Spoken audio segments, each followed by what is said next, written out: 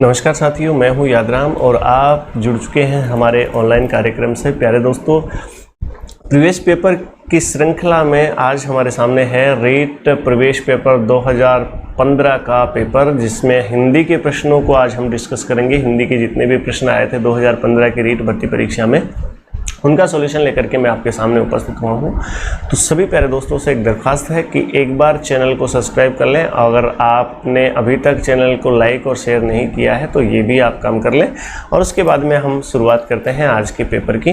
और आज के जो क्वेश्चन हैं उनको बहुत डिस्कस के साथ में बहुत ही डिटेल से हम हल करने वाले हैं प्यारे दोस्तों। तो आज का जो हमारा पेपर है वो याद रखिएगा, पिछली जो एग्ज़ाम थी 2015 में एग्ज़ाम लगी थी, और उसमें भाषा के रूप में जिन्होंने हिंदी फर्स्ट या सेकंड ली थी या फर्स्ट भाषा ली थी, तो याद रखिएगा उनके लिए उनका ये पेपर है। अब आने वाली ये दोनों ही भाषाओं में, यानी फर्स्ट और सेकंड दोनों ही भाषा जिन्होंने चूज कर रखी हैं, उन दोनों के लिए ये बेनिफिट का काम करेगा।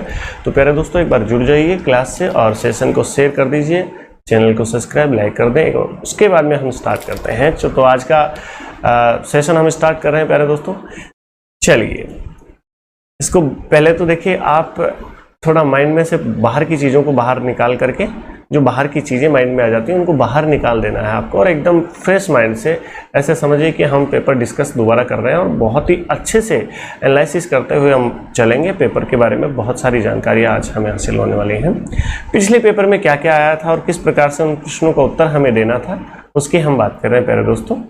तो चलिए देखना, आज का जो हमारा प्रश्नों की शुरुआत है वो 31 से स्टार्ट हो रही है।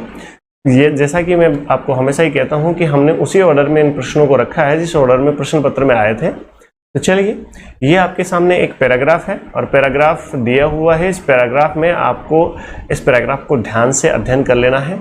मैं इसको अध्ययन कर पा रहा हूँ प्यारे दोस्तों, आप सभी इसको अध्ययन कर लीजिए बहुत ध्यान से, और उसके बाद में हम आगे बढ़ेंगे। इससे संबंधित 31 से लेकर 35 तक जो प्रश्न है उनके उत्तर इसी पैराग्राफ में से, इसी गद्यांश में से आपको मिलेंगे। ठीक है, तो चलिए, इसका पहला प्रश्न आपके स्क्रीन पर ये रहा। देखिए, बहुत ही उम्दा प्रश्न है। इनमें से सार्वनामिक विशेषण किस में है? पहले तो ये समझ लीजिएगा प्यारे दोस्तों कि सार्वनामिक विशेषण होता क्या है। ऐसा विशेषण शब्द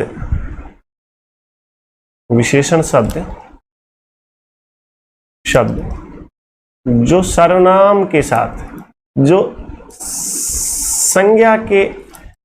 संज्ञा से पहले आ जाए, संज्ञा से पूर्व आकर विशेषण का काम करे। किसका काम करे प्यारे दोस्तों? विशेषण का काम करे। अब ध्यान देना, सार्वनामिक विशेषण किस में है ये पूछा है, या फिर जो ध्यान रखना, ये जो ऐसा विशेषण पद या ऐसा विशेषण शब्द जो उसके बाद में संज्ञा भी हो, उसके बाद में क्या भी हो? संज्ञा भी हो प्यारे दोस्तों। तो यहां पर देखना, ऑप्शन नंबर पहला क्या कहता है? ऑप्शन नंबर पहला कहता है गांधी जी ने इनके खिलाफ संघर्ष किया। तो यहाँ पर तो ये तो संज्ञा है, और ये इनके यहाँ पर आगे सर्वनाम है। इसमें कोई भी सार्वनामिक विशेषण की कहीं भी कोई बात ही नहीं होती है। इस पार्श्विक पशु क्या है? पशु एक संज्ञा है, और संज्ञा के साथ में और पार्श्विक होने का इसमें भाव है प्यारे दोस्तों। और पार्श्विक क्या है? इसका विशेषण है। चक्र का क्या है? विशेषण है। तो ध्यान रखना, ये जो इस शब्द है ना, इस शब्द है, और ये पार्श्विक है, ये संज्ञा से पहले विशेषण लग गया है। याद रखना, यहां पर इसको दोबारा से समझने का प्रयास करना। पहला प्रश्न बहुत ही बढ़िया प्रश्न है। इस प्रश्न का मतलब समझने की कोशिश करें। इस क्या है वैसे तो ये बताओ, इस क्या है? इस एक प्रकार का सर्वनाम है। इस सर्वनाम है, लेकिन ये सर्वनाम तब रहता जब ये किसी संज्ञा के स्थान पर प्रयुक्त होता, जबकि इसके आगे तो संज्ञा और है। मैंने यही तो कहा कि कोई विशेषण पद या विशेषण शब्द या ऐसा सर्वनाम जो विशेषण का काम कर रहा हो और उसके बाद में संज्ञा भी आ जाए। तो पशु क्या है? संज्ञा। पशु क्या है? संज्ञा है। पशु तो कैसी संज्ञा है प्यारे दोस्तों? जातिवाचक संज्ञा है, जातिवाचक संज्ञा है। और पार्श्विक क्या है? पार्श्विक है भाववाचक संज्ञा, भाववाचक संज्ञा। अब इस भाववाचक संज्ञा की विशेषता बताने वाला शब्द कौन सा है? इस पार्श्विक, तो यहाँ पर ये सर्वनाम ना होकर के सार्वनामिक विशेषण बन गया है। तो उत्तर आपके सामने क्लियर है प्यारे दोस्तों, कौन सा होगा? Option number 2 right answer. Clear है, आप सभी जानते हैं। चलिए नेक्स्ट, बहुत प्यारी सी बात थी। इनमें से प्रत्यय से निर्मित शब्द कौन सा है? यानी इनमें से 4 शब्द आपके सामने दिए हुए हैं और इनमें से कौन से शब्द में प्रत्यय दिया हुआ है, ये दूसरा प्रश्न है और इस क्रम में ये 32वां प्रश्न होगा। तो यहां पर देखना, खिलाफ में कोई प्रत्यय नहीं है, कुछ एक में कोई प्रत्यय नहीं है, कुछ धन एक, ये इसमें कोई प्रत्यय नहीं है प्यारे दोस्तों। लेकिन इस शब्द में ये प्रत्यय लगा है, धीर में ये प्रत्यय लगा है। तो यहां पर ये प्रत्यय लगने से ये प्रत्यय प्रत्ययों का राजा ये है प्यारे दोस्तों, कहा जाता है। प्रत्ययों का राजा किसे कहा जाता है? ये को कहा जाता है। अब ध्यान से सुनना, मूल शब्द धीर, धीर में ये प्रत्यय लगा तो ई, जो धी में ई है, उस ई का क्या बन जाता है प्यारे दोस्तों? ए बन जाता है, याद रखना। तो यहां पर क्या हो गया है? देखो यहां पर धै हो गया है और ये रे ये में मिल जाता है, तो इसके ऊपर चला जाएगा और बनकर के तैयार हो जाएगा धैर्य। तो इसमें कौन सा प्रत्यय है? यह प्रत्यय है। अब यहां पर नीचे देखना, कोश, एक तो ये कोश होता है, एक ये कोश होता है, कोश, और कोश का मतलब खजाना। और यहां पर ध्यान देना, कोश में भी एक इस प्रत्यय लगा है। कौन सा प्रत्यय लगा है? इस प्रत्यय लगा है, इस। तो यहां पर भी प्रत्यय है। अब मुझे नहीं पता है 2015 में बोर्ड ने क्या माना था, लेकिन मैं बता दूं आपको कि यहां पर 2 शब्दों में प्रत्यय लगा हुआ है प्यारे दोस्तों। 2 शब्द ऐसे हैं जहां पर प्रत्यय प्रयोगित हुआ है। तो याद रखना, यहां पर आपको ये याद रखना है कि 2 शब्द ऐसे हैं। हालांकि आगे जो आने वाली परीक्षाएं होती हैं उनमें ऐसे प्रश्नों को डालने से बोर्ड बचता है जिनमें विवाद की स्थिति उत्पन्न हो सकती है। तो प्यारे दोस्तों, आगे तो आपको दो ऑप्शन सही वाले क्वेश्चन मिलेंगे नहीं, प्रश्न मिलेंगे नहीं। पहले ऐसा कैसे हुआ है पता नहीं है, तो ध्यान रखना इस बात का। 2 शब्द ऐसे हैं इस प्रश्न में जहां पर प्रत्यय प्रयुक्त हुआ है। ठीक है, चलिए नेक्स्ट अगले प्रश्न की ओर बात कर लेते हैं। इनमें से कौन सा शब्द संधि का उदाहरण नहीं है? यहां पर इंपॉर्टेंट बात ये आती है, क्वेश्चन को, प्रश्न को ढंग से पढ़ना है। नहीं है पूछा है तो ध्यान देना प्यारे दोस्तों, इन सब का संधि विच्छेद कर करके देख लेते हैं। सम धन सार, यहां पर संधि हो रही है, बिल्कुल व्यंजन संधि है। इसमें कौन सी संधि है प्यारे दोस्तों? व्यंजन संधि है। तो यहां तो है, यहां पर देखना अगला है, क्या है ये? सदाचार। तो इस सदाचार का संधि विच्छेद क्या होगा? सत्य धन आचार, सत्य धन आचार। यहां भी कौन सी संधि है? व्यंजन संधि कार्य कर रही है प्यारे दोस्तों। और यहां पर देखना, ये क्या है? अत्यंत है। तो यहां पर देखना, अति धन अंत, अति धन अंत। तो यहां पर कौन सी संधि है? यण संधि है प्यारे मित्रों। तो यहां पर तीनों शब्दों में मैंने संधि बता दी, तो क्या इस शब्द में भी संधि है? ये है समाज, और समाज में संधि नहीं हो करके क्या है प्यारे दोस्तों? प्रत्यय है। क्या है? प्रत्यय है। तो याद रखना, एक प्रत्यय है। क्या है? एक प्रत्यय है प्यारे दोस्तों। चलिए मैं एक बार बैटरी को देख लेता हूं प्यारे दोस्तों, ध्यान से मैं बैटरी को चेक कर लेता हूं। बैटरी शायद इसकी थोड़ी सी ठीक है, हाँ कंप्यूटर की बैटरी थोड़ी सी 20 बता रही थी, अभी ठीक है। चलिए ठीक है प्यारे दोस्तों, चलिए आगे बढ़ते हैं। तो समाज जो शब्द है, इसमें समाज और इक प्रत्यय से निर्मित है ये सामाजिक शब्द। तो याद रखिएगा, देखो इक प्रत्यय के प्रयोगित होने से से का सा हो गया, यानी इक प्रत्यय जब प्रयोगित होता है और ये प्रत्यय जब प्रयोगित होता है, ये 2 प्रत्यय ऐसे हैं प्यारे दोस्तों, इक और ये प्रत्यय, ये दोनों जब प्रयोगित होते हैं तो पहले यदि ए दिया है तो ए बदल जाता है आ में, ई दिया है तो ई बदल जाता है आई में। याद रखना ये हमेशा नियम लागू होगा। जैसे मैं राजनीति में लगाऊं तो राजनीति, तो यहां पर भी बदल जाएगा। खैर दूसरी जगह लगा लेता हूं मैं, जैसे समाज में लगा लिया हमने, है ना, भूगोल में लगा देता हूं, और ऊ का क्या हो जाता है प्यारे दोस्तों, ऊ का ओ हो जाता है, ऊ का ओ हो जाता है। याद रखना ये तीनों शब्द हैं, तीनों वर्ण जो हैं वो इनमें बदल जाते हैं जब इक और ये प्रत्यय प्रयोगित होता है। जैसे मैं भूगोल में लगाकर दिखाता हूं, भूगोल, और इसमें अगर मैं इक प्रत्यय लगा दूं प्यारे दोस्तों तो ये भौगोलिक हो जाएगा, भौगोलिक हो जाएगा। देखो भू में ऊ की मात्रा थी तो ऊ की मात्रा किस में बदल गई, औ में बदल गई। ठीक है, याद रखना इस बात को। ठीक है, चलिए तो इसका सही उत्तर क्या होगा दोस्तों, सामाजिक। सामाजिक में संधि नहीं हो रही है। ठीक है, चलिए नेक्स्ट। अस्वाभाविक शब्द में से इनमें से क्या है, अस्वाभाविक शब्द में इनमें से क्या है, यानी अस्वाभाविक शब्द में संधि हो रही है क्या, संधि है क्या, नहीं। समास और उपसर्ग है क्या, है। उपसर्ग और प्रत्यय है क्या, बिल्कुल है, उपसर्ग और प्रत्यय है ना, हाँ सर। उपसर्ग और संधि है क्या, संधि नहीं है। तो यहां पर भी देखना, याद करना, मैं दोनों चीजें बता देता हूं आपको। समास कैसे है इसमें, समास इसका विग्रह करोगे जो स्वभाव में न हो, जो स्वभाव में न हो उसे कहा जाता है अस्वाभाविक। तो इसमें समास का प्रयोग हुआ है, यानी ये एक सामासिक पद है, और सामासिक पद इसमें कौन सा समास है प्यारे दोस्तों, अव्ययी भाव, अव्ययी भाव समास है। तो याद रखना इसमें समास भी है। और चूंकि ए लगा है स्वभाव में, स्वभाव में अगर मैं ए जोड़ दूं तो अस्वभाव, और इक जोड़ दूं तो अस्वाभाविक। तो याद रखना इसमें उपसर्ग भी है, क्या भी है प्यारे दोस्तों, उपसर्ग है, उपसर्ग है। और उपसर्ग के साथ में यहां पर क्या है, ये प्रत्यय है, ये क्या है, प्रत्यय है। तो दोनों ही है इसमें, उपसर्ग प्रत्यय भी है और समास उपसर्ग भी है। इसलिए मैं इस प्रश्न का उत्तर इन दोनों ऑप्शन को मानता हूं प्यारे दोस्तों। 2015 के इस पेपर में ये गलती फिर से सामने आई थी। तो याद रखना इस प्रश्न का उत्तर भी आपको बोनस के रूप में मिला था, या इस प्रश्न का अंक भी आपको बोनस के रूप में मिला था। अगर किसी ने 2015 का पेपर दिया था तो इस प्रश्न का अंक है वो आपको बोनस के रूप में मिला था। ठीक है, चलिए नेक्स्ट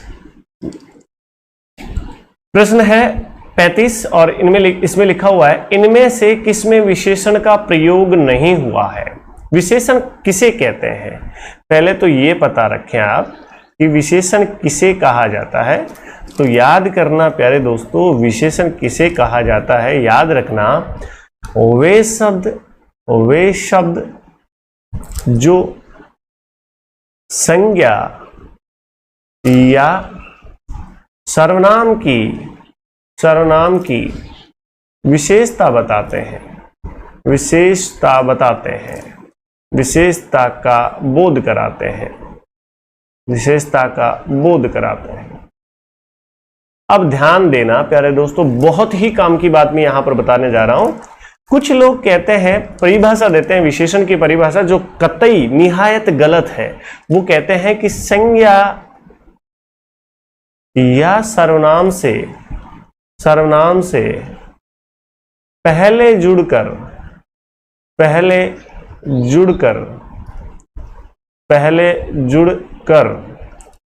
विशेषता बताने वाले शब्दों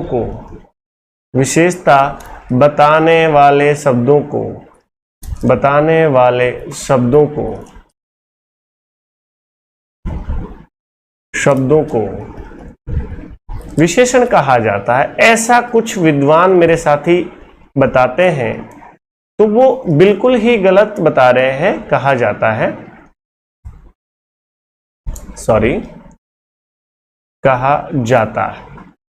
तो वो बिल्कुल ही गलत बता रहे हैं। देखना, ये जरूरी नहीं है प्यारे दोस्तों कि वो विशेषण शब्द जो है वो किसी संज्ञा या सर्वनाम के पहले जुड़े, ऐसा बिल्कुल अनिवार्य नहीं है। ऐसा कतई अनिवार्य नहीं है कि किसी संज्ञा या सर्वनाम के पहले जुड़ने वाले शब्दों को ही विशेषण कहा जाता है, वो बाद में भी आ सकते हैं। जैसे देखो, काला कोट, ठीक है, ये तो समझ में आ रहा है कि यहां पर ये काला शब्द है, ये कोट की विशेषता बता रहा है, और काला जो है विशेषता बताने के कारण इसका विशेषण हुआ, और ये जो कोट है ये एक संज्ञा शब्द है और संज्ञा के पहले जुड़ा है, इसलिए इसको क्या कह देंगे, विशेषण कह देंगे। लेकिन क्या आगे जुड़ने वाले शब्दों को जो विशेषता बताते हैं उनको विशेषण नहीं कहोगे आप? क्यों नहीं कहोगे भैया, कहना पड़ेगा। ये कैसे कहोगे?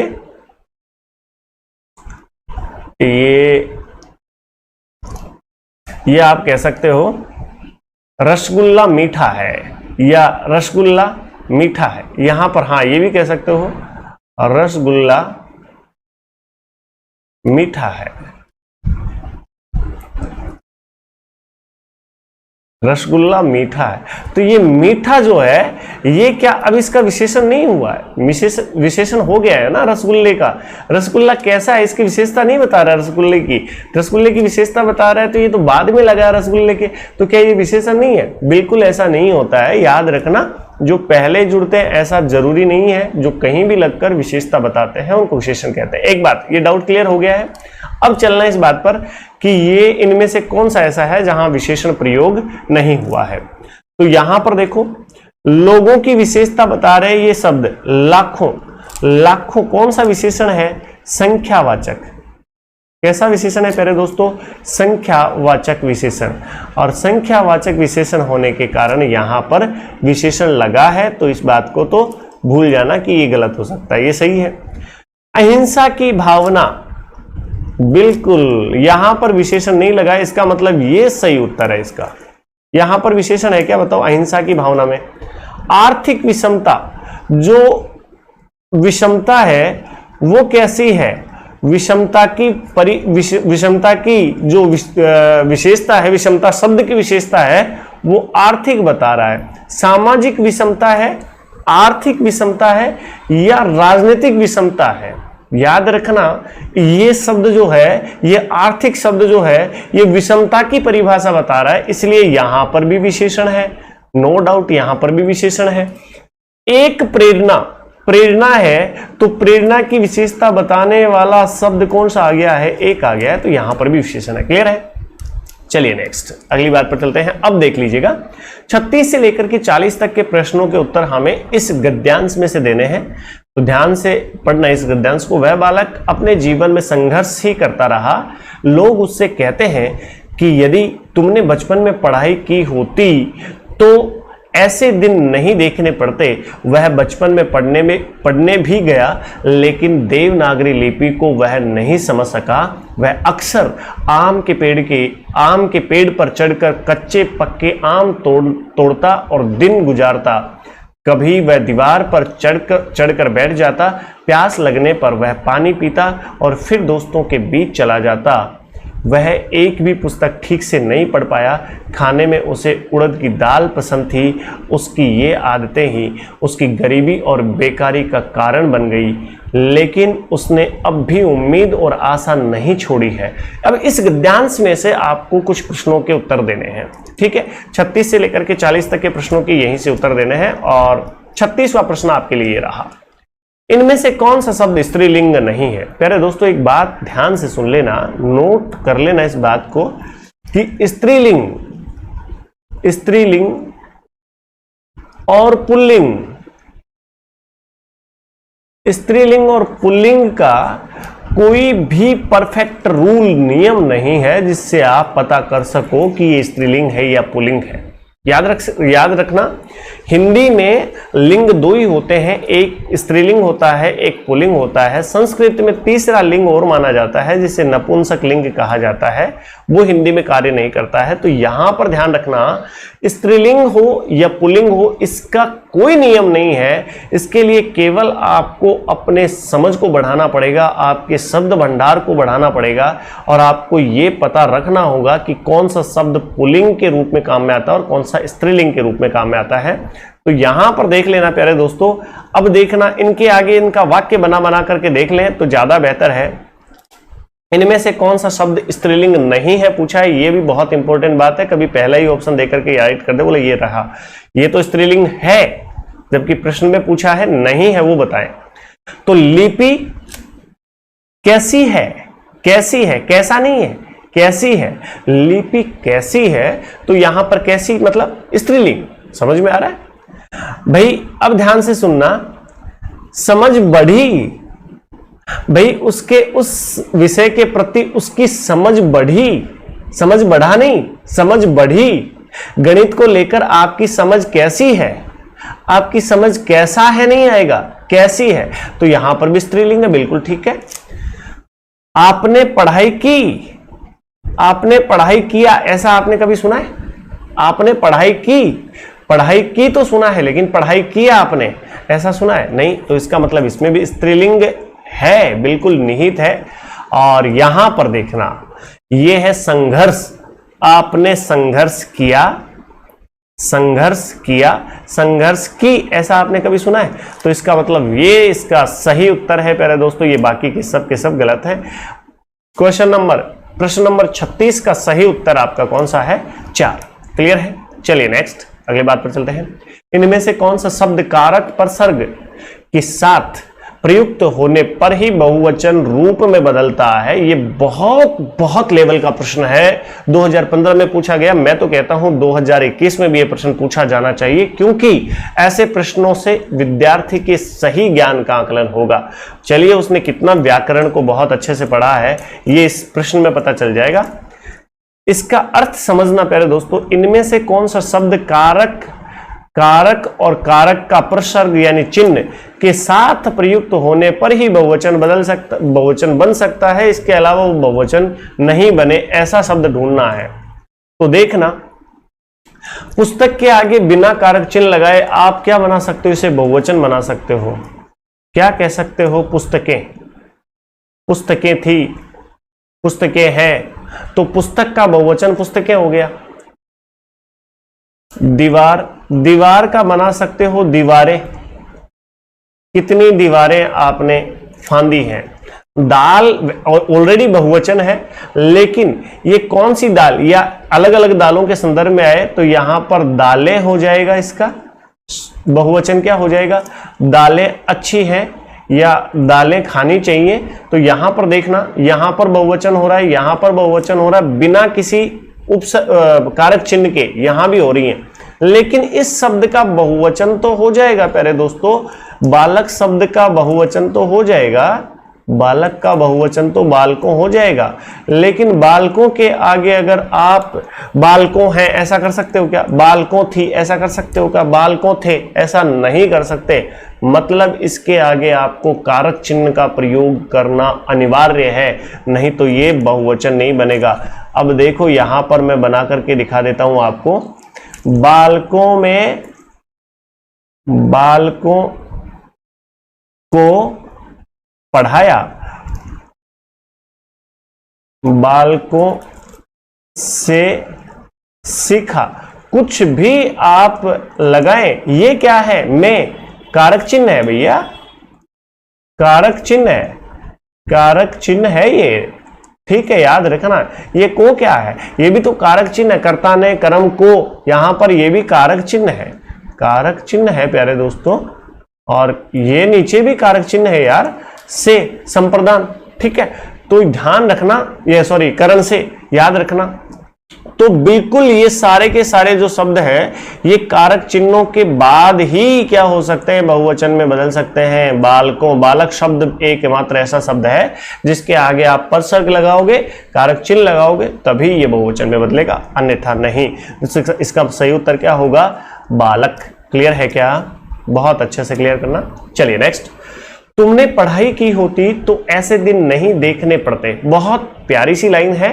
अब यहां पर ये पूछा गया है कि कौन से काल का वाक्य है, कौन से काल का वाक्य है। अब यहां पर एक बात कॉमन है, भूत, भूत, भूत और भूत। यहां पर भूतकाल का वाक्य है, ये तो कंफर्म हो गया है, ये तो कंफर्म हो गया है कि ये भूतकाल का वाक्य है। पढ़ते पहले की बातें हैं, ये वर्तमान की नहीं है और आने वाले समय की बातें नहीं है, ये पहले की बात है, ये तो कंफर्म हो गया। लेकिन इसमें सामान्य भूत है, हेतु हेतु मद भूत है, आसन्न भूत है या अपूर्ण भूत है। देखना, जहां भी आपको तो दिख जाए प्यारे दोस्तों और वो वाक्य भूतकाल में हो, वो वाक्य किस में हो, भूतकाल में हो, तो आंख बंद करके आप क्या कर देना प्यारे मित्रों, आंख बंद करके आप हेतु हेतु मदभूत कर देना, ये आपका सही उत्तर होगा, इसमें कोई दो राय नहीं है। क्लियर है कि आप सभी को बिल्कुल अच्छे से समझने का प्रयास करना। जहां भी वाक्य में आपको तो शब्द दिखाई दे, और ये तो को क्या कहते हैं वैसे, निपात कहा जाता है प्यारे दोस्तों, निपात, हिंदी में निपात है ये। निपात उन शब्दों को कहा जाता है जो वाक्य में अतिरिक्त बल डाल देते हैं, अतिरिक्त बल डाल देते हैं, उन शब्दों को निपात कहा जाता है। तो ये शब्द जो है ये अतिरिक्त बल डालने वाला शब्द है, और यहां पर ये तो देखते ही आप हेतु हेतु मदभूत कर देना। याद ये रखने वाली बात है कि वाक्य किस में होना चाहिए, भूतकाल में होना चाहिए। किस में होना चाहिए, भूतकाल में होना चाहिए। चलिए खैर, अगर मैं इनको समझाऊंगा तो चलो मैं इनको भी समझा देता हूं। वह आई है या आया है, यहां पर आया है मतलब ये है सामान्य भूतकाल, ठीक है, सामान्य भूतकाल ऊपर वाला। और इसका उदाहरण अगर मैं दूं आपको, आसन्न भूतकाल, आसन का मतलब अभी अभी, तो यहां पर ध्यान रखना, वह अभी गया, वह अभी गया है तो ये भूत का, लेकिन ये सब कितनी देर पहले काम संपन्न हुआ है, क्रिया कितनी देर पहले संपन्न हुई है, तुरंत संपन्न हुई है, होने को तो हो चुकी है लेकिन ये अभी अभी संपन्न हुई है, इसलिए इसको बोलते हैं आसन्न भूत।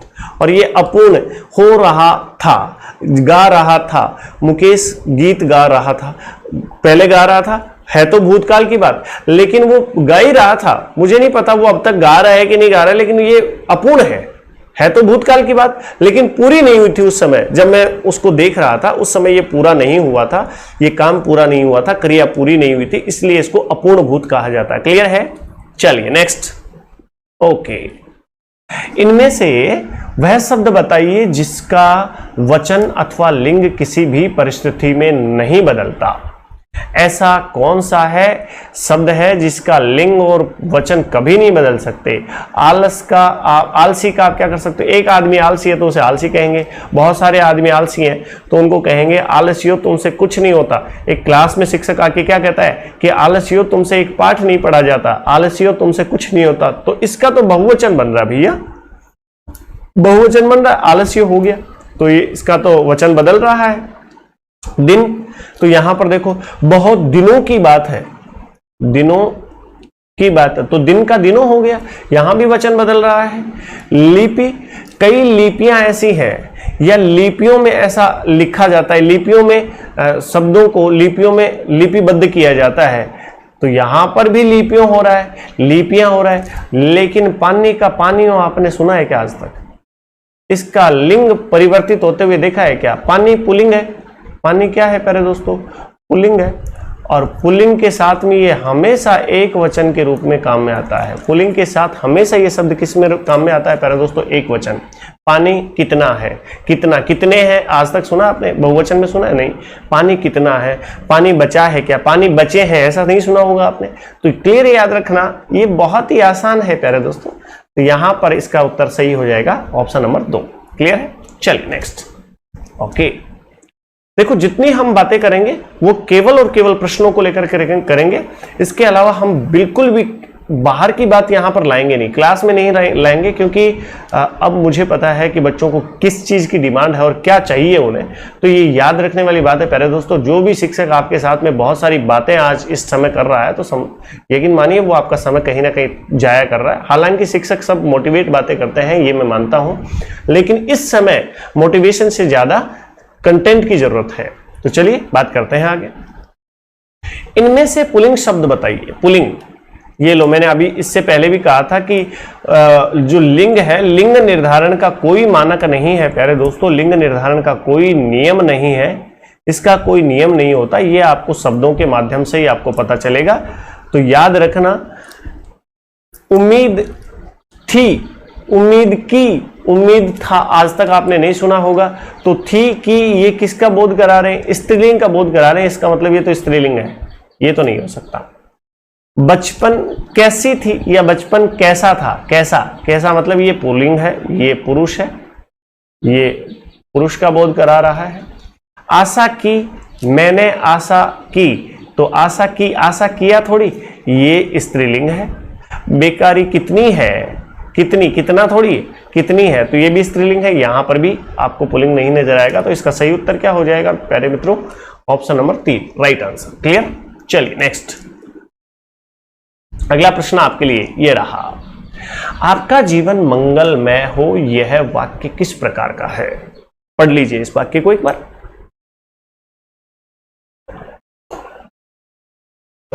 आपका जीवन मंगलमय हो। जब हम किसी वृद्ध के धोख देते हैं या कहीं पर हम किसी को कुछ दान देते हैं, तो वहां से हमें क्या मिलता है? उसकी इच्छा होती है कि मैं इस बच्चे को कुछ अच्छे शब्द कहूं, तो वो क्या कहते हैं हमें? भगवान तुम्हें सदा सदा सुखी रखे, ईश्वर तुम्हारी रक्षा करे, आप हमेशा आपके जीवन में खुशियां आए, इसी प्रकार की बातें करते हैं। तो ये क्या है? ये उनकी इच्छा है, ये उनकी क्या है? इच्छा है। और ऐसा वाक्य जो किसी इच्छा का बोध कराए, कहने वाले की इच्छा का बोध कराए, कहने वाले की, वक्ता की इच्छा का बोध कराए, तो इस वाक्य में देखो वक्ता की इच्छा हो रही है कि नहीं हो रही है? वक्ता चाह रहा है कि आपके जीवन का जो समय है वो बहुत ही अच्छा होना चाहिए। तो यहां पर जो ध्यान रखना, यहां पर जो इसका उत्तर होगा वो होगा इच्छावाचक। प्यारे दोस्तों याद रखना, जो वाक्य होते हैं वो अर्थ के आधार पर, किसके आधार पर प्यारे दोस्तों? अर्थ के आधार पर, अर्थ के आधार पर, अर्थ के आधार पर 8 प्रकार के होते हैं, 8 प्रकार के होते हैं, 8 प्रकार के होते हैं। किसके आधार पर? अर्थ के आधार पर 8 प्रकार के होते हैं। जबकि रचना के आधार पर, रचना के आधार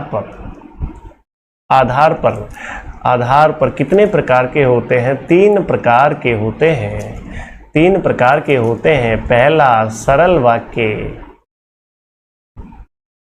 सरल वाक्य, कौन सा वाक्य? सरल वाक्य। इसको साधारण भी कहते हैं प्यारे दोस्तों, इसको क्या भी कहते हैं? साधारण वाक्य, साधारण वाक्य। दूसरा संयुक्त वाक्य, संयुक्त वाक्य। और तीसरा, इसमें तीसरा कौन सा होता है? मिश्र वाक्य, मिश्र वाक्य। मिश्र वाक्य को मिश्रित वाक्य भी कहा जाता है प्यारे दोस्तों, मिश्रित वाक्य भी कहा जाता है। तो याद रखना, रचना के आधार पर वाक्य के प्रकार 3 और अर्थ के आधार पर वाक्य के प्रकार 8 होते हैं। और ये अर्थ के आधार पर वाक्यों में से एक प्रकार है इच्छावाचक। और वाक्य को देखते ही आपको पता लग जाएगा प्यारे दोस्तों कि ये कौन सा वाक्य है, इच्छावाचक वाक्य है। तो राइट आंसर इसका फर्स्ट। क्लियर है? आगे बढ़ते हैं। मेरा बड़ा भाई निशांत जासूसी पुस्तकें अधिक पढ़ता है, इस वाक्य में उद्देश्य का विस्तार है, क्या है? मतलब इसने ये पूछा है, एग्जामिनर ने ये पूछने का प्रयास किया है कि इसमें इस उद्देश्य, इसमें एक उद्देश्य और विधेय। देखो वाक्य के 2 अंग होते हैं प्यारे दोस्तों, ये यहां पर काम की सी मैं बात बता देता हूं आपको। वाक्य के 2 अंग होते हैं, वाक्य के 2 अंग होते हैं, 2 अंग होते हैं। एक उद्देश्य और दूसरा विधेय। यहां पर ध्यान देना, उद्देश्य उस अंग को कहा जाता है जिसके बारे में, जिसके बारे में बात की जाती है, बात की जाती है, जिसके बारे में पूरा का पूरा वाक्य है, उसे तो क्या कहा जाता है? जिस शब्द के बारे में बात की जाती है वो तो है उद्देश्य। और जो बात की जाती है, जो बात कही जाती है वो उसका विधेय है।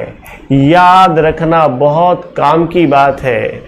क्या बात कही जा रही है ये तो उसका विधेय है, और किसके बारे में कहा जा रहा है, ये उस वाक्य का उद्देश्य कहलाता है। अब उद्देश्य यहां पर याद रखो एक बार, तो पहले तो उद्देश्य ढूंढो, फिर उसका विस्तार ढूंढना है प्यारे दोस्तों। तो पहली बड़ी बात तो ये निकल करके आती है कि इसमें उद्देश्य क्या है। तो यहां पर उद्देश्य तो क्या है प्यारे दोस्तों, निशांत है। और बच्चे क्या करके आ जाते हैं, गलती से निशांत करके आ जाते हैं। देखो कि बात किसके बारे में हो रही है, निशांत के बारे में बात हो रही है।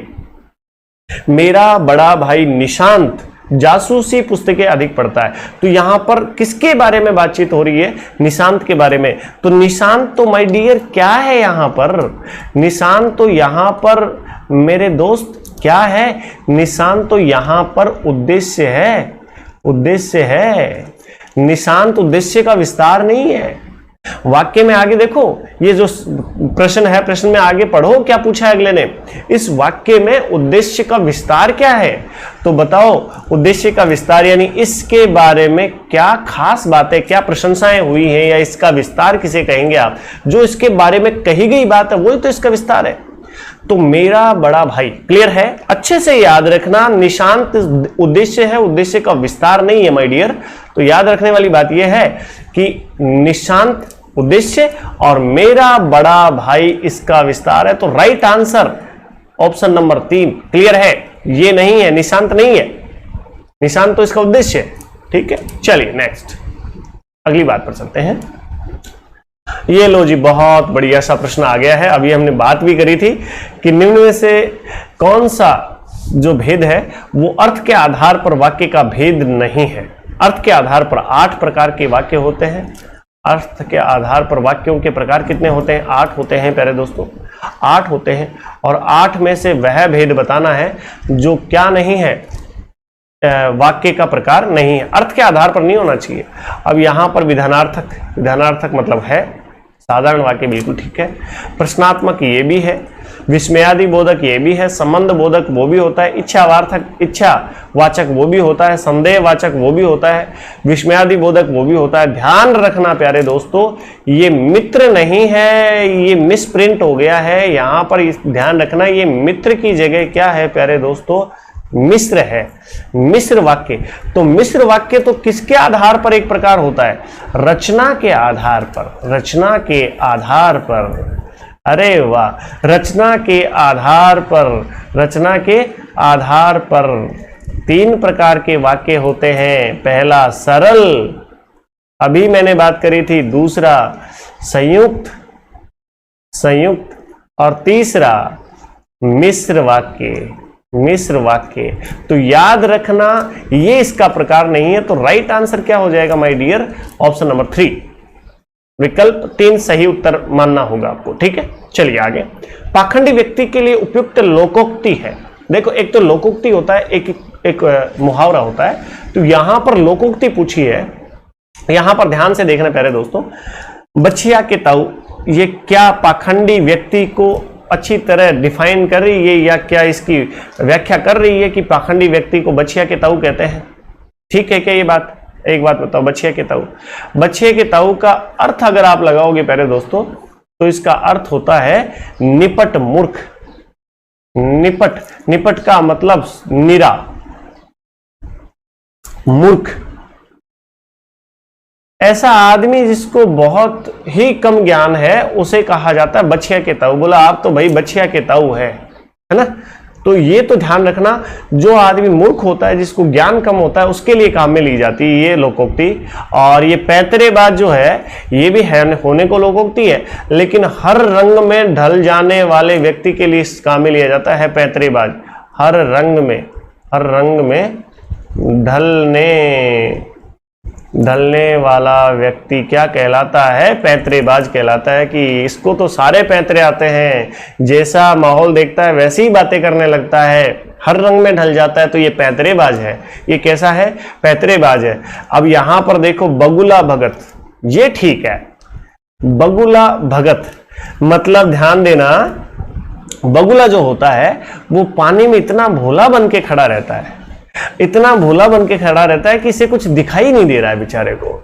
लेकिन जैसे ही अपने शिकार को, मछली को या किसी जानवर को पानी में देखता है तो तो ये अचानक से इसके पास में ये खड़ा रहता है भोला बन के कि इसे कुछ दिखाई नहीं दे रहा, लेकिन जैसे ही इसका शिकार इसके नजदीक आता है ये झपटा मार के उसको अपना शिकार बना लेता है। तो ये पाखंडी है, ये जैसा दिखता है वैसा होता नहीं है, तो ये पाखंडी है। पाखंडी व्यक्ति के लिए इस बिल्कुल सटीक बैठती है लोकोक्ति बगुला भगत, ठीक है। और ये जो माइका लाल होता है इसका मतलब तो होता है साहसी व्यक्ति। साहसी व्यक्ति, साहसी व्यक्ति उसे कहा जाता है। ऐसा हम कहते भी है कि माई के लाल में दम हो तो मेरे से बात करे, तो यहां पर माई के लाल में दम हो तो मुझसे मुकाबला करे, हम कहते हैं और हमने बहुत सारे ये वाक्य सुने भी होंगे। तो मुकाबला तो वही करेगा जिसमें साहस है, जिसमें साहस है।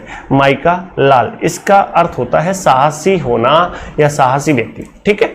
चलिए, तो इसका सही उत्तर क्या हो जाएगा प्यारे दोस्तों?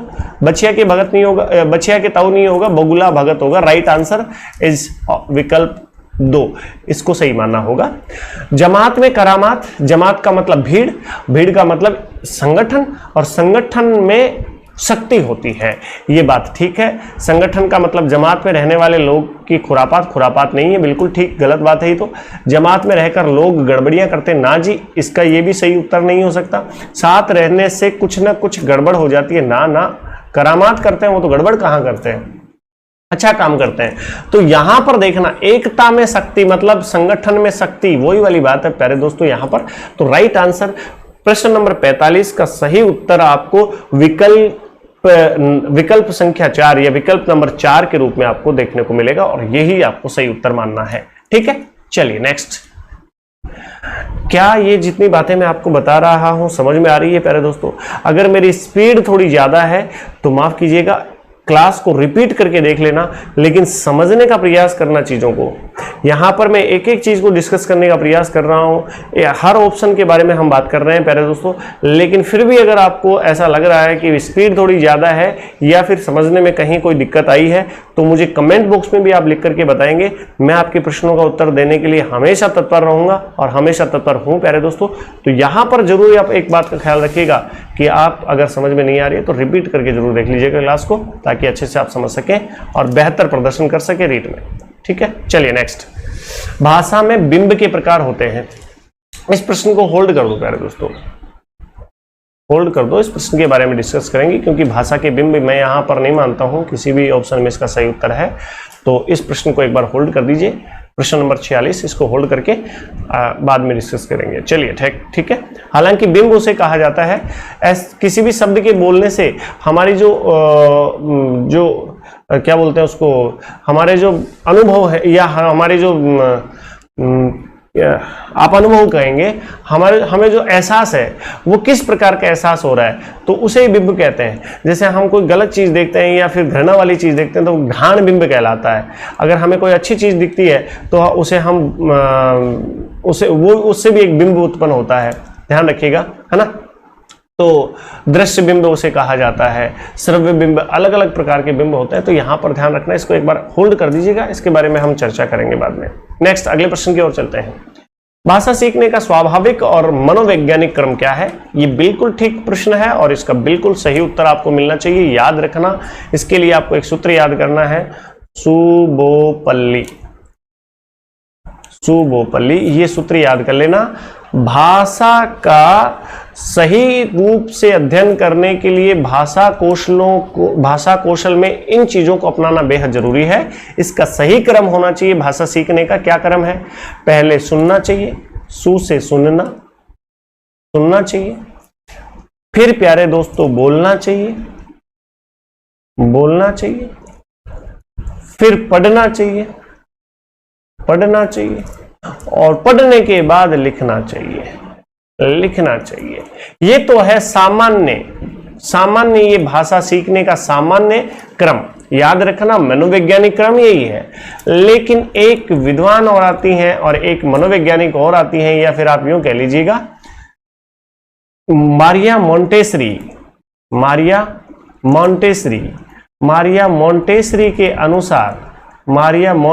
के अनुसार प्यारे दोस्तों ये जो क्रम है वो क्या बन जाएगा? सुबोलिपो, मतलब सुनना, बोलना, लिखना पहले आ जाएगा, लिखना और पढ़ना, पढ़ना, ये पढ़ना अंत में चला जाएगा, जो सेकंड लास्ट है वो लास्ट में चला जाएगा, लास्ट है वो सेकंड लास्ट में आ जाएगा। ठीक है, याद रखना ये मारिया मोंटेसरी के अनुसार है। किसके अनुसार है? मारिया मोंटेसरी के अनुसार है। और जो सामान्य क्रम है पढ़ने का, भाषा सीखने का, वो कौन सा है? सुबोपल्ली। इसको इंग्लिश में क्या बोलोगे प्यारे दोस्तों आप? सबसे पहले लिसन, क्या होगा? सुनना, लिसन। फिर बोलना, स्पीकिंग, क्या? स्पीकिंग। फिर क्या करना? फिर रीड करना, सॉरी, फिर लिख, यहां पर हाँ रीड करना आएगा, सामान्य के अनुसार हम पढ़ रहे हैं, आर। और फिर क्या आएगा प्यारे दोस्तों? राइटिंग। तो ध्यान रखना LSRW, LSRW इंग्लिश में अगर आपको याद करना है तो इसको ऐसे याद करना है। क्लियर है? चलिए आगे बढ़ते हैं, अगले प्रश्न की ओर रुख करते हैं, और ये रहा आपकी स्क्रीन पर। चलिए, भाषा शिक्षण के सिद्धांत हैं। प्रेरणा का सिद्धांत है क्या? भाषा सीखी जा सकती है प्रेरणा के माध्यम से, बिल्कुल ठीक है। जीवन से जोड़ने का सिद्धांत, क्या भाषा का अध्ययन किया जा सकता है या भाषा सीखी जा सकती है? जीवन से जोड़कर बिल्कुल सीखी जा सकती है। करके सीखने से भी क्या भाषा का अध्ययन किया जा सकता है? बिल्कुल किया जा सकता है। इसका मतलब सही उत्तर क्या होगा? उपयुक्त सभी, उपयुक्त सभी, बिल्कुल ठीक उत्तर है। और प्रश्न नंबर 48 का सही उत्तर है आपका ऑप्शन डी, क्लियर। नेक्स्ट, अगला प्रश्न ये रहा, भाषा दक्षता कौशल विकास किया जा सकता है। यहां पर भी बहुत प्यारा सा प्रश्न है। भाषा दक्षता के कौशल के जो नियम है या क्रम है वो तो मैंने आपको बता ही दिया, अभी थोड़ी देर पहले ही बताया। सुनना, बोलना, पढ़ना और लिखना, ये तो इसका क्रम है प्यारे दोस्तों। ये तो क्या है? क्रम है, भाषा सीखने का क्रम है। और इसका विकास कैसे कैसे किया जा सकता है? शुद्ध उच्चारण के माध्यम से बिल्कुल किया जा सकता है। भाषा दक्षता बढ़ेगी, बिल्कुल ठीक है। शुद्ध उच्चारण करोगे तो भाषा दक्षता बढ़ेगी। लिपि और वर्तनी का सही ज्ञान कराकर, बिल्कुल ये भी बात ठीक है। एक अध्यापक हो आप, भाषा के अध्यापक हो, तो आपको ये ध्यान रखना चाहिए कि लिपि और वर्तनी का सही ज्ञान कराया जाए बच्चों को। शब्द रचना का ज्ञान कराकर, बिल्कुल, तब भी शब्द भंडार बढ़ा करके या शब्दकोश को बढ़ा करके भी आप भाषा में दक्षता हासिल कर सकते हैं। इसलिए उक्त सभी प्रकार से ये सही है। तो इसका ऑप्शन जो उत्तर सही होगा वो डी होगा प्यारे दोस्तों। ये सभी तथ्य सही है, इसलिए option number D right. Okay, next, रचना शिक्षण के मुख्य रूप होते हैं। रचना शिक्षण के मुख्य रूप प्यारे दोस्तों दो होते हैं। कितने होते हैं?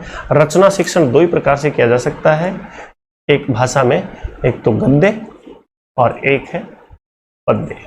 याद रखना, गद्य और पद्य। क्लियर है? रचना शिक्षण के दो रूप होते हैं, गद्य व पद्य। क्लियर? नेक्स्ट, इसका मतलब उत्तर 3 सही है इसका।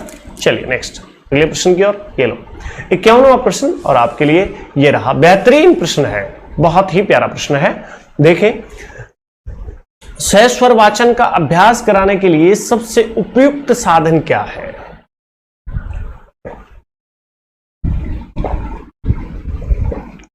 सबसे उपयुक्त पूछा है। हालांकि ये सबके सब सहस्वर वाचन के लिए जिम्मेदार हैं और इनमें सब में सहस्वर वाचन होता है। आदर्श वाचन पहले शिक्षक बोलेगा और उसका अनुकरण करेंगे कौन? बच्चे। तो ये दोनों बातें तो आपको समझ में आ गई, लेकिन ये सबसे उपयुक्त है क्या इन चारों ऑप्शन में? नहीं भैया, सहस्वर वाचन में आदर्श वाचन ठीक नहीं है, कुछ बच्चे बोले या ना बोले। तो यहां पर देखना, सभी का समान रूप से इस सहस्वर वाचन में अभ्यास कराने के लिए आपको क्या करना चाहिए? सामूहिक रूप से बच्चों को बोलने का अवसर देना चाहिए, सामूहिक वाचन कराना चाहिए। तो ये इस प्रश्न का 51वें प्रश्न का सही उत्तर आप अगर कुछ करोगे तो वो ऑप्शन नंबर 3 है, सामूहिक वाचन। सामूहिक वाचन is right answer. Okay, next, मौन वाचन कब से शुरू कर देना चाहिए? मौन वाचन कब शुरू करना चाहिए? प्रश्न यह है। तो क्या मौन वाचन तीसरी कक्षा से, चौथी कक्षा से, छठी से या दूसरी कक्षा से? तो प्यारे बच्चों, मौन वाचन करने का उचित जो समय होता है वो तीसरी कक्षा से होता है। और मौन वाचन में जो दक्षता है यानी पारंगतता है वो छठी कक्षा में आ जानी चाहिए। कौन सी कक्षा में आ जानी चाहिए? छठी कक्षा में दक्षता आ जानी चाहिए। मौन वाचन में दक्षता आ जानी चाहिए, बच्चे को मौन वाचन में आनंद आने लग जाना चाहिए। कौन सी कक्षा में आते आते? छठी कक्षा में आते आते। क्लियर है? याद रखना। तो इसका सही उत्तर क्या होगा? तीसरी कक्षा से प्रारंभ कर देना चाहिए, दक्षता छठी कक्षा में आ जानी चाहिए। तो ये याद रखना, बहुत ही काम की बात है। ये शिक्षण विधियों के प्रश्न हैं, बहुत प्यारे प्रश्न भी हैं प्यारे दोस्तों। चलिए नेक्स्ट देखो, ऐसे प्रश्न आते और ऐसे प्रश्न आ जाए आगे तो बताओ आप कितने करोगे यार? 30 में से 30 नहीं करोगे क्या? 30 में से 30 ही करने हैं आपको। अब एक थोड़ा सा ऐसा प्रश्न आया है जिसमें बच्चे को दिक्कत आएगी, और उसको दिक्कत इसलिए आएगी क्योंकि उसने इस प्रश्न को कहीं पढ़ा नहीं होगा। अगर एक बार भी इसको पढ़ा है तो साइलेंट रीडिंग, मौन वाचन किसकी रचना है? ये एक पुस्तक है साइलेंट रीडिंग नाम की, और ये रचना जो है ये किसकी है? तो याद रखना, ब्रायन की ये पुस्तक है। किसकी है प्यारे दोस्तों? ब्रायन की ये पुस्तक है जिसका नाम है साइलेंट रीडिंग। ओके नेक्स्ट, इसमें समझाने वाली कोई बात नहीं है, सीधा तथ्यात्मक प्रश्न था। रेडियो की सीमाओं, सीमाओं का मतलब होता है प्यारे दोस्तों कमियां, कमी। क्या होता है? कमी। रेडियो की कमी को कौन सा श्रव्य, श्रव्य का मतलब होता है सुनने वाला, सुनने वाला श्रव्य साधन दूर कर सकता है। इनमें से ये देखो, पहले तो ध्यान से देखना, लिंग्वाफोन श्रव्य है क्या? बिल्कुल श्रव्य साधन है प्यारे दोस्तों। ये सहायक सामग्री आती है ना, उसमें आते हैं। ये ग्रामोफोन, ग्रामोफोन ये क्या श्रव्य साधन है? बिल्कुल है, ग्रामोफोन भी है, लिंग्वाफोन भी है। अब लिंग्वाफोन प्रयोगशाला में प्रयोगित होता है, ग्रामोफोन ये भी प्रयोगशाला में प्रयोगित होता है, या फिर ग्रामोफोन ये फोन हम काम में लेते हैं वो है। तो याद रखना, ये क्या रेडियो की कमियों को दूर कर सकते हैं? रेडियो का काम क्या है और रेडियो की कमी क्या है उसको समझिएगा पहले। रेडियो का काम है समाचार सुनाना, हमें दिखाना नहीं, समाचार सुनाना या फिर संगीत सुनाना, विविध प्रकार के कार्यक्रमों की जानकारी देना, सुनाना। तो रेडियो सुना करके आगे बढ़ गया। क्या रेडियो को वापस वही समाचार सुन सकते हो आप? रेडियो पर वही वापस समाचार सुन सकते हो? नहीं, बिल्कुल नहीं सुन सकते। तो ये इसकी कमी हो गई। रेडियो समाचार सुना करके चला जाएगा ये, और वो वापस अगर आपको सुनने हैं, उसको आपने ध्यानपूर्वक नहीं सुना और आप चाहते हैं कि मैं उस समाचार को वापस सुनूं, तो क्या रेडियो ऐसा कर सकता है? क्या रेडियो के माध्यम से आप उस समाचार को दोबारा सुन सकते हैं? बिल्कुल नहीं सुन सकते प्यारे दोस्तों। तो इसका सही उत्तर क्या होगा? Tape recorder. क्या होगा? Tape recorder. अब ध्यान रखना, रेडियो की कमियों को दूर करने के लिए हम टेप रिकॉर्डर का प्रयोग कर सकते हैं। वो कैसे कर सकते हैं? टेप रिकॉर्डर में हम रिकॉर्ड कर सकते हैं। क्या कर सकते हैं? रिकॉर्ड कर सकते हैं चीजों को, और एक बार सुनी हुई चीज को हम बार बार सुन सकते हैं, बार बार सुन सकते हैं। तो ये इसकी कमी को दूर करता है टेप रिकॉर्डर। इसलिए सही उत्तर क्या होगा my dear? Tape recorder. Okay next, अगले प्रश्न की ओर। ये लो, अगला कदम हमारा लिंग्वाफोन की तरफ ही है। अब यहां पर प्रश्न में शायद मिस प्रिंट हुआ है थोड़ा सा, फिर भी मैं बता देता हूं आपको। यहां पर एक तो अनुस्वार भूल गए हैं। लिंग्वाफोन नहीं होता, लिंग्वाफोन होता है वो प्यारे दोस्तों। तो याद रखना, लिंग्वाफोन, और यहां पर जैसा की जगह कैसा होना चाहिए था प्यारे दोस्तों? कैसा? शिक्षक, शिक्षण या शैक्षिक उपकरण है, ये तो ठीक है, शैक्षिक उपकरण है, ठीक है। तो लिंग्वाफोन कैसा शैक्षिक उपकरण है? दृश्य है क्या?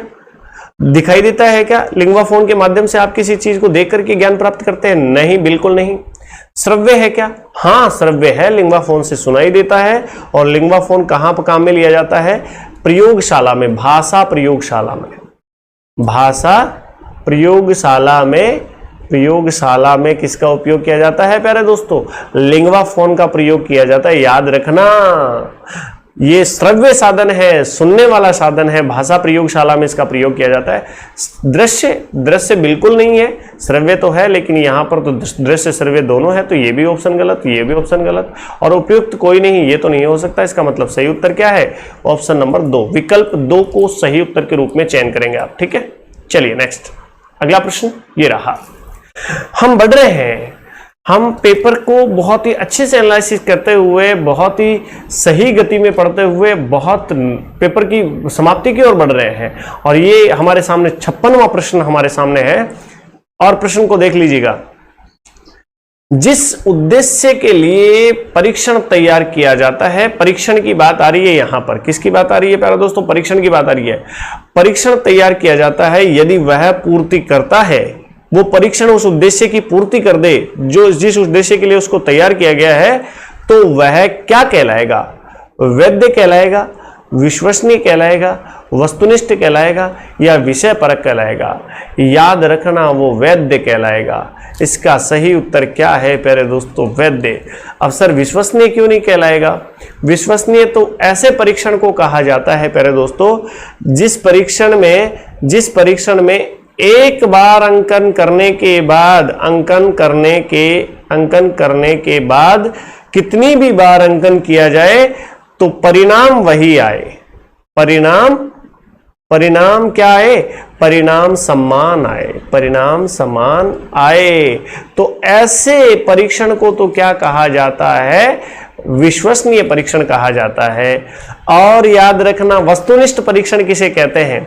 ऐसा परीक्षण जिसमें प्रश्नों का उत्तर क्या हो? निश्चित हो। प्रश्नों का उत्तर क्या हो प्यारे दोस्तों? निश्चित हो। एक प्रश्न का एक ही उत्तर हो, अलग आदमी दे तो उसको वही उत्तर देना पड़े, वस्तुनिष्ठ उसे कहा जाता है। विषय परक उसे कहा जाता है, जो विषय पर आधारित परीक्षण होते हैं उसे विषय परक कहा जाता है। तो क्लियर है, इसका सही उत्तर क्या होगा? वैध परीक्षण, राइट। नेक्स्ट अगला प्रश्न ये रहा, उपलब्धि परीक्षण निर्माण में समंकन योजना बनाने का उद्देश्य क्या है? निर्णय संबंधी असंगति को दूर करने में सहायता प्रदान करना। बिल्कुल समंकन तैयार कर लोगे तो निर्णय करने में आपको कोई दुविधा का सामना नहीं करना पड़ेगा, बिल्कुल ठीक बात है। प्रश्नों की संख्या भी निर्धारित हो जाती है, बिल्कुल सही बात है। अगर उपलब्धि परीक्षण आप कर लोगे तो आपको यह पता लग जाएगा कि कितने प्रश्न रखने हैं, प्रश्न पत्र में कितने प्रश्न रखने हैं, बच्चे को कितने प्रश्न पूछने हैं, बिल्कुल ठीक है। छात्रों की कठिनाई का निर्धारण भी कर लेंगे, आपकी किस लेवल के प्रश्न पूछने हैं यह भी पता लग जाएगा आपको। तो बिल्कुल इसका सही जो उत्तर है प्यारे दोस्तों वो विकल्प 4 है और सही उत्तर पर हम पहुंच चुके हैं। क्लियर है? नेक्स्ट अगले प्रश्न की और ये रहा अपना अगला कदम। चलो जी, बहुत प्यारा सा प्रश्न है। CCE सतत एवं व्यापक मूल्यांकन प्रणाली में याद रखना इस प्रणाली के तहत ए ग्रेड किसको दिया जाता है? ए ग्रेड, A1 ग्रेड किसको दिया जाता है? A1 ग्रेड किसको दिया जाता है? क्या 91 से लेकर के कितने से लेकर के 91 से लेकर के 100 अंक प्राप्त करने वाले विद्यार्थी को दिया जाता है? क्या 90 से लेकर 100 अंक प्राप्त करने वाले विद्यार्थी को दिया जाता है? क्या 81 से लेकर 90 अंक प्राप्त करने वाले विद्यार्थी को दिया जाता है? या फिर 71 से लेकर के 80 अंक प्राप्त करने वाले विद्यार्थी को ये ग्रेड दी जाती है प्यारे दोस्तों? तो पहले तो मैं इसका सही उत्तर बता देता हूं आपको। 91 से लेकर के या 91 से 100 अंक जिस विद्यार्थी को 100% अंक जिस विद्यार्थी को मिलते हैं उस विद्यार्थी को कौन सी ग्रेड दी जाती है? A1 ग्रेड दी जाती है। अब जो 9 पॉइंट रेटिंग जो प्रणाली है इसके तहत मैं पूरे ही आपको ग्रेड बता देता हूं प्यारे दोस्तों, तो ध्यान से सुनना। अगर किसी बच्चे के A1 ग्रेड आ रहा है, अगर किसी बच्चे के A2 ग्रेड आ रहा है या A2 ग्रेड आ रहा है, तो यहां पर ध्यान रखना प्यारे दोस्तों उस बच्चे को कितने अंक मिले होंगे। अब ध्यान देना, A1 जिसके आ रहा है उसे 91 से लेकर के 100% अंक मिले हैं, उसे याद रखना। जिसके A2 आ रहा है उसे 81 से लेकर के 90 अंक प्राप्त हुए होंगे या 90% अंक मिले होंगे उस बच्चे को, याद रखना। B1 अगर किसी की ग्रेड आ रही है तो 71 से लेकर के 80 तक 80% अंक उसे मिले होंगे। B2 अगर किसी की ग्रेड आ रही है तो यकीन मानिएगा उसे 61 से लेकर के 70% अंक प्राप्त किए होंगे। अगर C1 ग्रेड अगर किसी को मिली है तो 50 से लेकर के 51 से लेकर के 50 तक 50% अंक उसने प्राप्त किए हैं। 60% तक अंक प्राप्त उसने किए हैं, 60%। अगर C2 आ रहा है तो C2 वाले विद्यार्थी के प्यारे दोस्तों आपके 41 से लेकर के 50 तक 50% अंक प्राप्त किए हैं। अगर किसी का D ग्रेड आ रहा है, D ग्रेड, तो D ग्रेड वाले विद्यार्थी ने 31 से 40% अंक प्राप्त किए हैं। अगर किसी का E1 ग्रेड आ रहा है तो उसने, यकीन मानिए, उसने कितने अंक प्राप्त किए होंगे मैं बता देता हूं। उसने 20 से लेकर के और 21 से लेकर के 30% अंक प्राप्त किए होंगे। और अगर किसी विद्यार्थी का E2 आ रहा है तो उसने 20 से कम अंक प्राप्त किए हैं। 20 से कम, कितने से कम? 20 से कम प्रतिशत अंक। ठीक है, अब ये बात ध्यान रखना प्यारे दोस्तों, बिल्कुल ये रेटिंग है, 9 पॉइंट रेटिंग इसको बोला जाता है। और इसके आधार पर अंकन आपको कैसे किया जाता है, ग्रेडिंग आपको कैसे मिलती है, उस चीज का आप ख्याल रखिएगा, बिल्कुल अपने जहन में बिठा लीजिएगा। ये बात आराम से आपके जहन में बैठ सकती है। A1, A2, B1, B2, C1, C2 और D के सामने याद रखना D1, D2 नहीं है, याद रखना अकेला D है और उसके बाद में E1, E2 है। तो याद रखना 91 से 100, 81 से 90, 71 से 80, 61 से 70, याद रखना 51 से 60 और 41 से 50, 31 से 40, 21 से 30 और उसके बाद में 20 से नीचे प्रतिशत प्राप्त अंक प्राप्त करने वाले विद्यार्थी को E2 मिलता है। क्लियर है? ये बात हमेशा याद रखना, ग्रेडिंग प्रणाली के तहत हमारा ये मामला सामने आया है और इस प्रकार से हमें ग्रेडिंग की जाती है। क्लियर है प्यारे दोस्तों? आजकल के बच्चों को ग्रेडिंग दी जाती है। ठीक है, तो ये क्लियर हो गया होगा सभी को। अच्छा चलिए, अब आप बता दो, चलो इसका क्या ग्रेड दोगे आप? इसका क्या ग्रेड दोगे? इसका ग्रेड आपको देना पड़ेगा भैया, क्या देना पड़ेगा? इसका ग्रेड देना पड़ेगा A2 ग्रेड देना पड़ेगा। और 90 से 100 वाले को तो कुछ भी नहीं देना है, क्योंकि यहां पर अगर होता है 91 से 100 तो हम A1 ग्रेड दे देते इसे, क्योंकि दे भी रखा है इधर। और यहाँ 71 से 80 वाले को कौन सा ग्रेड देंगे आप? B1। क्या देंगे? B1। यहां पर देखो ये वाला B1। 71 से 80 तक अगर किसी ने अंक प्राप्त किए हैं तो उसको कौन सा ग्रेड देंगे? B1 grade. ओके, नेक्स्ट अगला आपके लिए ये रहा, उपचारात्मक शिक्षण का उद्देश्य क्या होता है?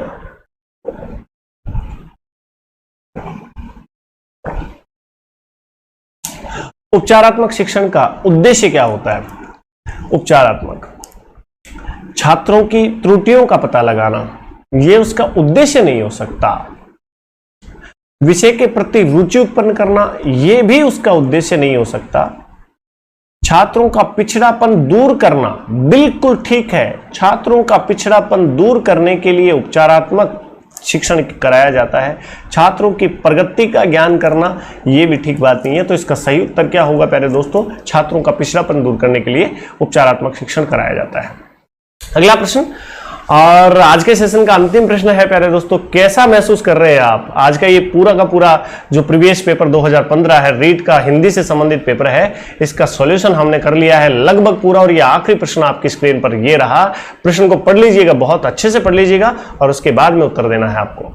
चलिए, CBSE ने किस वर्ष 10वीं की बोर्ड परीक्षा में सतत एवं समग्र मूल्यांकन प्रणाली लागू कर दी है? तो किस वर्ष से लागू कर दी है ये बताना है आपको। तो 2009 में बात हुई थी लेकिन लागू नहीं हुआ था, 2010-11 में लागू हुआ था प्यारे दोस्तों। सतत एवं समग्र मूल्यांकन प्रणाली, सतत एवं समग्र मूल्यांकन प्रणाली कब लागू हुई है? 2010-2011 में। क्लियर है? आप सभी को पता होगा। याद रखना, राष्ट्रीय शिक्षा नीति 1986 के अंदर भी सतत एवं समग्र मूल्यांकन की बात हुई है प्यारे दोस्तों, 1986 के समग्र एवं सतत मूल्यांकन की। तो ये भी प्रश्न पूछा जाता है कई बार। प्रश्न ये भी आता है प्यारे दोस्तों, क्या प्रश्न आता है कि सबसे पहले सतत एवं समग्र मूल्यांकन, सतत